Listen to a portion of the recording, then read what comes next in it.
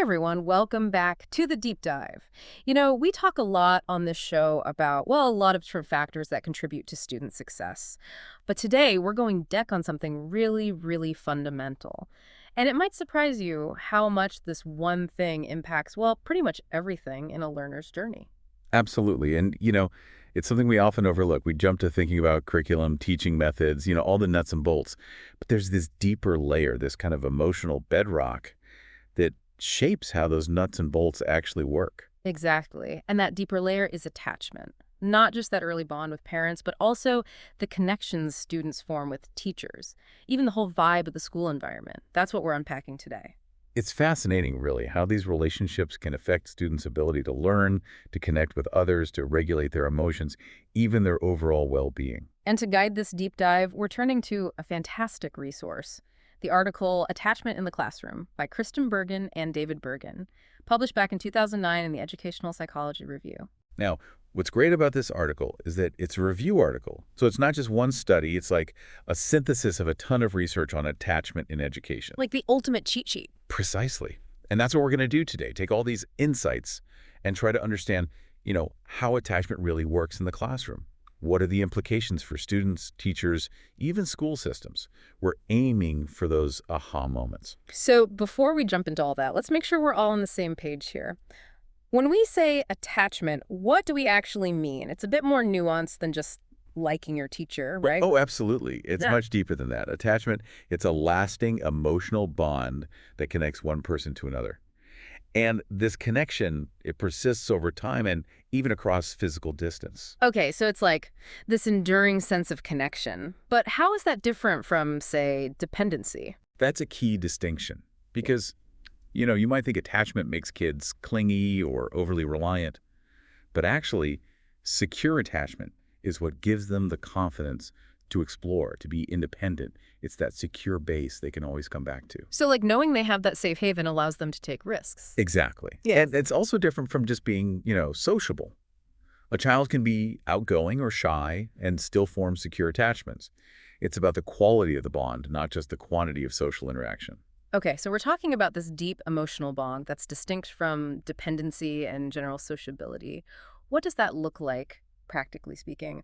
What are the behaviors of a child who's forming these attachments, especially in those early years? So there are a few key behaviors to watch for. First, you'll see them seeking proximity to their attachment figure, especially when they're scared, upset, or feel threatened. They want to be close, physically close, to that trusted person. Makes sense. Like that person is their safe harbor. Exactly. And the second behavior is using that attachment figure as a secure base. Like knowing that person is there, reliable and supportive, gives them the courage to venture out, to explore, to learn new things. They can be brave because they know they have that safe haven to return to. So how does all this play out in a classroom? How does attachment, with all its complexities, actually function in a learning environment? Well, Bergen and Bergen highlight two really crucial functions. First, it provides that essential feeling of security. When a student feels safe and supported, they're more likely to, take risks academically, try new things, ask questions, engage with the learning process without being paralyzed by fear or anxiety. Right, because the classroom, it can be a pretty intimidating place sometimes. Absolutely, especially for young learners, but even for older students. Mm. Now, the second function is that attachment. It actually forms the foundation for socialization. It's through these bonds with caring adults like teachers that children learn social norms.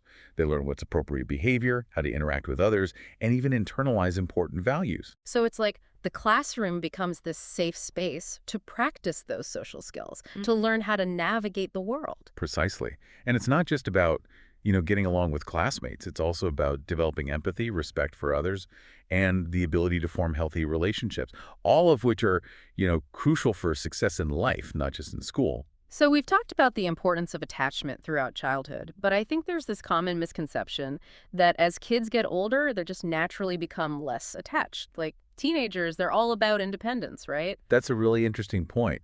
While, how attachment is expressed definitely changes as kids develop, the need for secure connections, it doesn't go away. It takes on different forms. So like a teenager might not have a meltdown when their parent leaves, but that doesn't mean they don't still crave that sense of connection, that feeling of being understood and supported. Exactly. And this applies to their relationships with teachers too. Even as teenagers are pushing for more autonomy, asserting their independence, having those reliable, supportive figures, parents, teachers, mentors, it remains incredibly important. It's like they need to know that those people are there, that they can rely on them if they need to. Precisely. And this availability, it's not just about being physically present. It's also about being open to communication. Really Yeah. listening to what they're saying, responding appropriately when they need help. It's about being attuned to their needs, even when those needs aren't always explicitly stated. So we're seeing how attachment is this dynamic process that evolves as kids grow, but the research also talks about different types of attachment, right? Not all attachments are created equal, so to speak. Oh, absolutely. And understanding these different styles is really crucial for anyone working with students because these patterns, they can have a huge impact on how a child learns, how they interact with others, even how they see themselves. Okay, so walk us through these different attachment styles. Sure. So broadly speaking, there are four main styles: secure, insecure avoidant, insecure resistant, and insecure disorganized disoriented. Okay, four main styles. Let's unpack them one by one. Starting with the gold standard, secure attachment. What does that look like? So securely attached children, they're the ones who are, generally happy to explore their environment. They're curious, they engage with new things, especially when their attachment figure is present. Like they have that confidence to venture out because they know they can always come back to that safe haven. Exactly. And if they do get upset, which all kids do, they're easily comforted by their attachment figure. A hug, a few soothing words, and they're good to go. They can regulate their emotions and get back to exploring. So what kind of parenting fosters this secure attachment style? The key ingredient is something called caregiver sensitivity. Caregiver sensitivity, what does that involve? It's about being attuned to the child's needs and signals, being able to read their cues, understand what they're trying to communicate, even when they can't articulate it yet, and then responding in a way that's prompt, appropriate, and consistent. So it's like being a good emotional detective, figuring out what the child needs, and then providing that support in a way that's reliable and predictable. Exactly. It's about creating this sense of safety and trust. And, this applies to teachers just as much as parents. Right, because a teacher can become a really significant attachment figure for a child. Absolutely. And when a teacher is sensitive and responsive, it creates that same sense of security in the classroom, which allows kids to flourish. Makes sense. Okay, so that's secure attachment. Now, what about insecure avoidant attachment? How does that typically manifest? Insecure avoidant children, they often appear very independent, almost to a fault. They might not show much distress when separated from their caregiver, and they tend to avoid seeking comfort or contact. So, like, they've learned to suppress their needs, to not really rely on others for support. Exactly. And this often stems from caregivers who are, well, consistently unavailable or unresponsive to their needs. Maybe they were rejecting or intrusive or even angry when the child sought comfort. So the child learns, okay, I'm not going to get my needs met here. I need to just rely on myself. Precisely.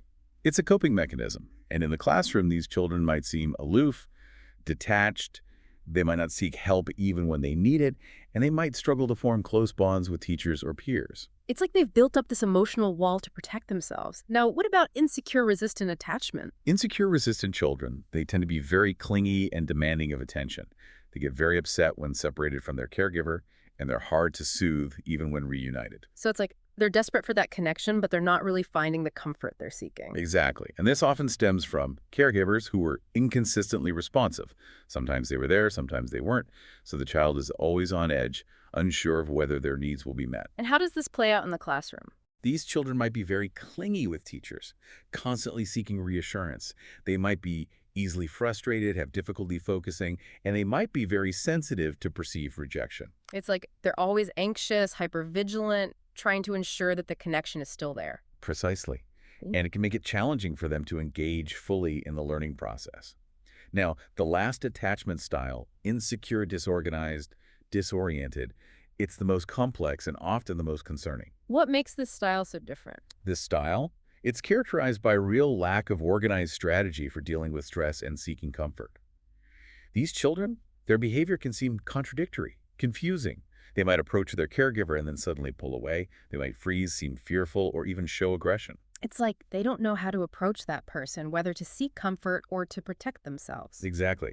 And this often stems from caregivers who were themselves frightening or unpredictable. Maybe they were abusive or neglectful or even dissociative in their behavior. So the child is caught in this impossible dilemma. The person they're supposed to turn to for safety is also a source of fear. Precisely.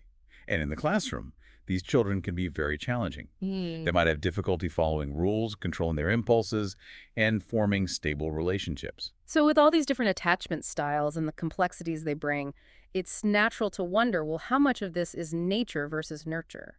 Is it all about the child's innate temperament, or is it the caregiving environment that really shapes these patterns? That's a really important question, and the research is pretty clear on this. While temperament plays a role, the primary factor is the consistent behavior of the caregiver. So a child's individual personality might make things easier or harder, but it's the quality of caregiving that truly shapes their attachment style. Exactly. And the encouraging thing is, interventions that focus on improving caregiver sensitivity, they've been shown to positively impact attachment security. So even if there have been challenges early on, it's possible to make positive changes. That's reassuring. Now, another key concept the article delves into is internal working models. Can you explain what those are and how they connect to attachment? Internal working models, they're essentially mental representations, like internal blueprints or scripts that children develop based on their early attachment experiences. They shape how a child sees themselves, how they see others, and how they expect relationships to work. So, like, if a child has consistently experienced sensitive, responsive caregiving, they develop a working model of themselves as worthy of love, of others as trustworthy, and of relationships as safe and reliable. Exactly. And these models, they then influence how the child interacts with the world, how they approach new relationships, how they cope with stress. And, like, those early experiences lay the foundation for how they navigate social and emotional landscapes. Precisely. And you can see how this connects to the classroom. A child with a secure working model, they're more likely to feel comfortable asking for help, taking risks, and forming positive relationships with teachers and peers. While a child with an insecure working model might be more withdrawn, anxious, or even defiant. Exactly. And it's important to remember that these models, they're not set in stone. They can be modified through new experiences, through positive relationships with caring adults. So, with that understanding of attachment and internal working models, let's shift our focus specifically to how attachment to parents influences school success. Does this connection really show up in the data? Oh, it absolutely does, even from a very young age. Studies have shown that toddlers with insecure attachment, they tend to have shorter attention spans, they struggle with cognitive tasks, and they're less engaged in activities like shared book reading. So, those early differences in attachment, they're already impacting a child's readiness for learning. Exactly. And these differences, they don't just vanish as kids get older. In fact, they can become even more pronounced as they progress through school. So, like, a child who struggled with attention as a toddler might then face challenges with reading comprehension, math skills, even their overall academic performance in elementary school. Precisely. And they might be less curious, less motivated to learn new things. And this connection, it's not just anecdotal. Numerous studies have directly linked the security of parental attachment to teachers' ratings of a child's school adaptation. School adaptation meaning? How well they're adjusting to the school environment, how they're managing academically, socially, and emotionally. So it's really impacting the whole experience of school, not just grades. Exactly. And what's really striking is that this connection, it persists even into high school and college. Meaning? Studies have shown that insecure attachment in high school can actually predict lower academic achievement in the first year of college. These students might struggle with exam preparation, concentration, they might have a higher fear of failure, and they might be less likely to seek help when they need it. So these early attachment experiences are casting a long shadow. But how exactly does this work? What are the mechanisms through which parental attachment impacts school success? That's where the Minnesota study comes in. This long-term study, it really shed light on the specific pathways through which attachment influences outcomes. Okay, tell us more about that. What did the Minnesota study reveal? So one key pathway is through a child's willingness to embrace challenges and strive for independence in learning. The study found that preschoolers with insecure attachment, they were consistently rated as less persistent, less enthusiastic about learning, lower in self-confidence, and less tolerant of frustration. So, like, they're more easily discouraged, they give up more quickly when things get tough? Exactly. And interestingly, this pattern can persist into later years. By age 15, these same children were observed to be more dependent on others. Meaning? They were more likely to rely on others for help, for reassurance, even for making decisions. They hadn't fully developed that sense of self-reliance and confidence to tackle challenges on their own. So that early sense of security, it really lays the groundwork for being able to embrace challenges and strive for independence. Absolutely. And the study also found that the specific type of insecure attachment could predict different patterns of behavior. Okay, break that down for us.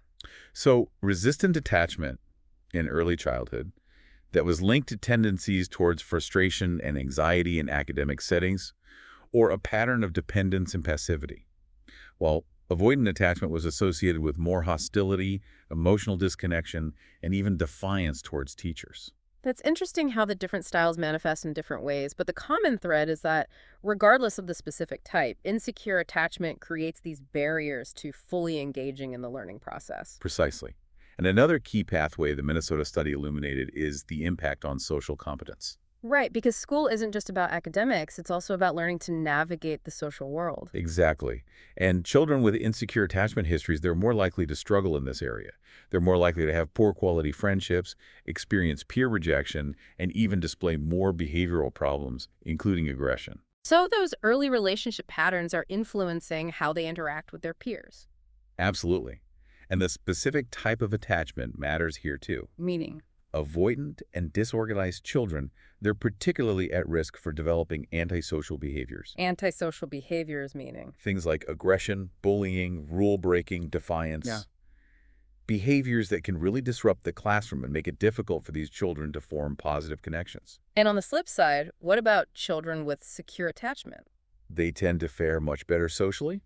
They have more harmonious friendships, they're more empathetic, more well-liked, and they even maintain better social support networks as they transition into college. So those early secure bonds seem to set the stage for positive social development throughout their school years. Exactly.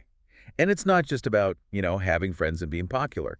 Social competence is directly linked to academic success. Well, studies have shown that pro-social behaviors, like cooperation and helpfulness, those are linked to higher grades, while antisocial behaviors are linked to lower grades and even an increased risk of dropping out. It makes sense. If you can't get along with others, if you're constantly disrupting the class, it's going to impact your ability to learn. Absolutely. Yeah. And it goes beyond that. Social skills, they're crucial for teamwork, for communication, for problem solving, all of which are essential skills for success in life, not just in school. So we're seeing how attachment impacts a child's ability to embrace challenges, their social competence. What about emotions? How does early attachment shape a child's ability to manage their feelings, which must be so crucial in the classroom? It's fascinating. Attachment is actually the foundation upon which emotional regulation skills are built. Okay, explain that. Children with secure attachment, they've learned from their caregivers how to manage their emotions. When they get upset, they know how to soothe themselves, they know they can seek comfort from others, and they know that those feelings will eventually pass. While children with insecure attachment, they haven't had those consistent experiences of having their emotions successfully regulated by a caring adult. Exactly.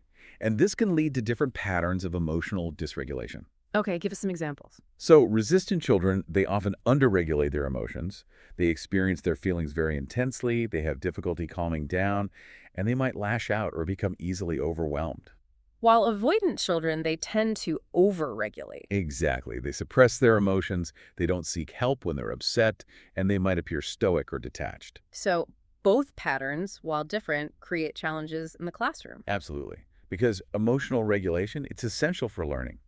When a child is anxious or overwhelmed, it's hard to focus, to process information, to engage in the learning process. Right, if you're constantly battling your own emotions, it's hard to absorb anything new. Exactly.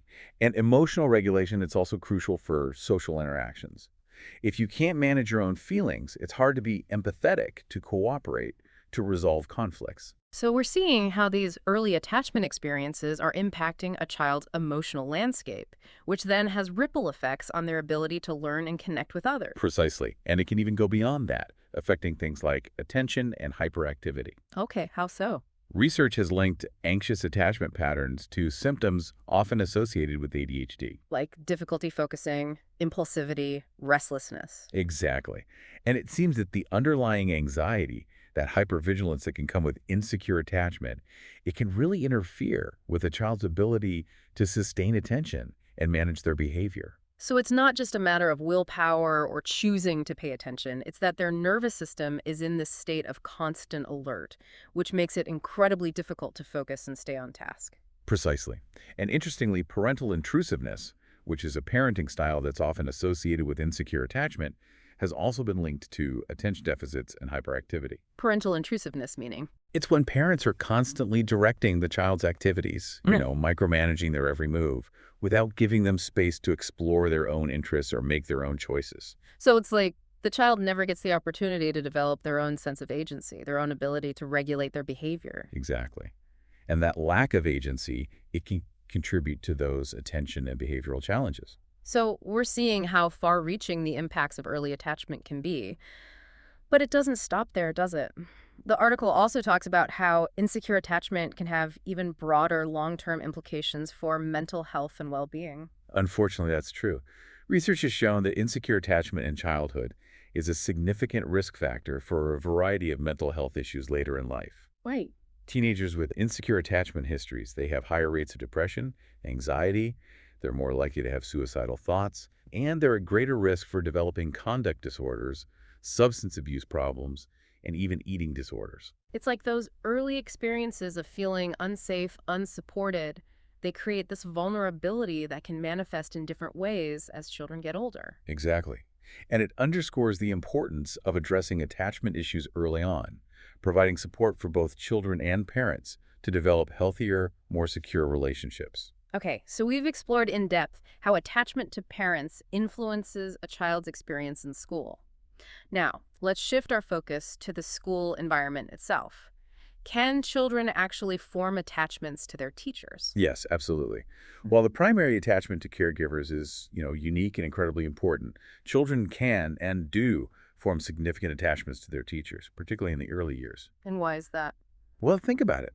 In preschool and even early elementary school, teachers are a huge part of a child's life. They spend a significant amount of time with them. They provide care and comfort. They set boundaries. They offer encouragement and support. So they're fulfilling many of the roles that a primary attachment figure would. Exactly. And these relationships, they can have a profound impact on a child's sense of security, their well-being, and even their academic performance. But is it really attachment in the same way as with a parent? Or is it more like a strong positive relationship? That's a good question. Yeah. And, not every positive teacher-student relationship is necessarily a full-blown attachment. Okay, so what's the distinction? True attachment, it involves that enduring emotional bond, that preference for that specific teacher, that seeking them out for comfort and reassurance. So it's deeper than just liking the teacher or feeling supported by them. Exactly. It's about that feeling of safety and security that allows the child to explore, to learn, to grow. So how do we know if a child has formed an attachment to their teacher? Researchers have actually identified different types of teacher-child attachment that mirror the parent-child patterns. Okay, so walk us through those. In preschool settings, you'll see avoidant children who might be more interested in the materials than interacting with the teacher. They tend to avoid seeking comfort and appear quite independent. Okay, so that's similar to the avoidant attachment style we see with parents. Exactly. Then you have resistant children who are clingy, demanding, easily frustrated, and hard to soothe. Again, mirroring the pattern we see with parents. Precisely.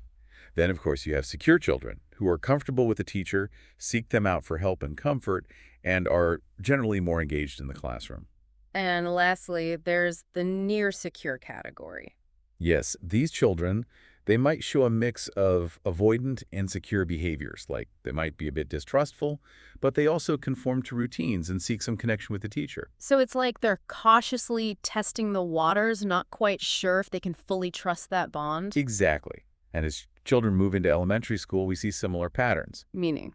Well, researchers had distinguished between secure and dependent teacher-student relationships. Okay, what's the difference? Secure relationships are characterized by trust, mutual understanding, a sense of safety, and the child feeling comfortable seeking help when needed. While dependent relationships are more like the resistant attachment style. Exactly. These children are constantly seeking help, even for tasks they can do themselves, and they react negatively to any separation from the teacher. So we're seeing these familiar attachment patterns playing out in the classroom. But the big question is, How do these different teacher-child relationships actually impact a student's outcomes? The research is pretty clear on this. These relationships matter a lot. Okay, give us some specifics. What kind of impact are we talking about? At the preschool level, positive teacher-child relationships predict growth in language, conceptual knowledge, and social skills. So it's not just about feeling good, it's actually translating into tangible developmental gains. Exactly. Secure children, they engage in more complex play, they're more imaginative, more curious, while resistant children, they often struggle with peer interactions. Mhm. And avoidant children, they might hesitate to engage socially altogether. And these positive impacts, they continue into elementary school. Absolutely. Studies have shown that teachers who are warm, sensitive, and emotionally supportive, they tend to have students who are more engaged, who learn more effectively, and who have better relationships with their peers. So it's like that emotional climate of the classroom is directly impacting a child's ability to thrive. Precisely. And these positive relationships, they're linked to better academic performance, more positive attitudes towards school, greater engagement, and even fewer referrals for special education services. Wow, that's a pretty significant impact. It really is. Hmm. And on the flip side, children with dependent relationships, those clingy, anxious relationships, they're more likely to have adjustment problems. And what about secondary school? Do these relationships still matter as much as kids get older? You know, it's interesting. Even in those teenage years where kids are striving for independence, those teacher-student relationships are still incredibly important. You'd think they'd be less reliant on those connections at that age. You would, but the research shows otherwise. These relationships, they influence academic motivation, learning strategies, and even classroom behavior.